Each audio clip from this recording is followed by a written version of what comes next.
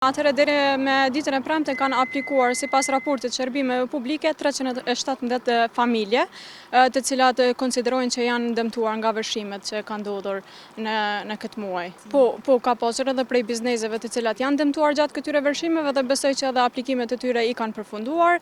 Tash komisioni nga dje, Komisioni Komunal për vlerësimin e dëmeve nga vërshimet ka dalur në terren në mënyrë që ta vlerësoj situatën edhe pastaj me dalë edhe me specifikat e tjera sa i përket se sa kanë me qenë shuma e dëmeve që janë shkaktuar në komunën e Skënderajt.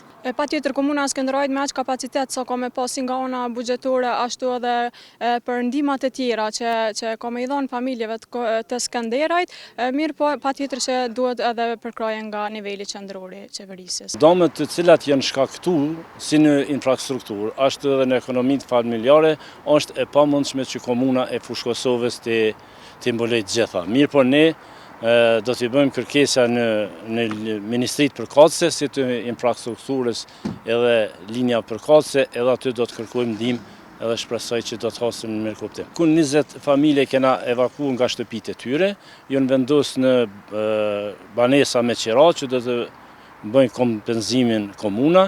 Një pjesë e tyre janë në për të afërmit e tyre, që tash thuja se veç janë proces të kthimit në për pasi që është bën vlerësimi i domeve në ato shtëpia, ka fillu pastrimi tyre dhe kthimi në vendin e tyre. Mirë po komuna, thash edhe më parë që është e pamjaftueshme të kompenzojë. Është në terren të i bën vlerësimin e domeve, deri tash kemi 306 kërkesa që kanë paraqitur qytetarët për vlerësimin e domeve si pasojë e vërshimes. Në këtë numër prej 306-ve hynë pra ekonomitë familjare, bizneset edhe të gjitha. Neve si asociacion kemi kërkuar një vijë buxhetore, cilën e kemi quajtur si fond emergjent për komuna, në mënyrë që ato mjete financiare të dedikohen për fatkeqësi natyrore për komuna, në mënyrë që qytetarët përfitojnë sa më shpejt që është e mundur. Sepse kemi edhe raste në komunat përkatëse, ku rimbursimi i mjeteve është bërë në përqindje të vogël, për shembull 25% është bërë rimbursimi i mjeteve për ekonomi familjare nga ato të kërkuarat nga qytetarët e Republikës Kosovës. Kemi komunë ku bizneset cilat kanë qenë të dëmtuara nga vërshimet e viteve të kaluara ende nuk janë rimbursuar, dhe kemi komuna cilat kryetarët ankohen që infrastruktura e dëmtuar nga vërshimet e viteve të kaluara nuk është sanuar ende.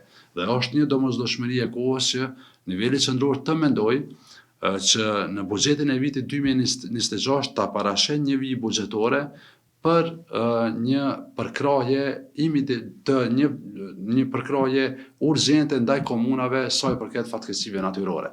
Deri me tani ky komision nuk ka pranuar asnjë lëmë nga nivelet lokale. Pas vërshimeve të shkaktuar nga rrezikët intensive të shiut dhe borës gjatë muajit janar të vitit 2026, Komisioni Qendror për vlerësimin e dëmeve me kuadër të mandatit të tij ligjor ka parapar disa vizita me pjesëmarrje fizike si në shumë komuna. Monitorimin e dokumentacionit të sjellur nga nivelet lokale. Vlerësimin e dëmeve e bën nivelet komunale. Monitorimin e dokumentacionit e bën niveli qendror. Dhe kur kontrollojmë në përgjithësi e bëjmë një raport të përgjithshëm dhe e dërgojmë te zyrja kryeministre.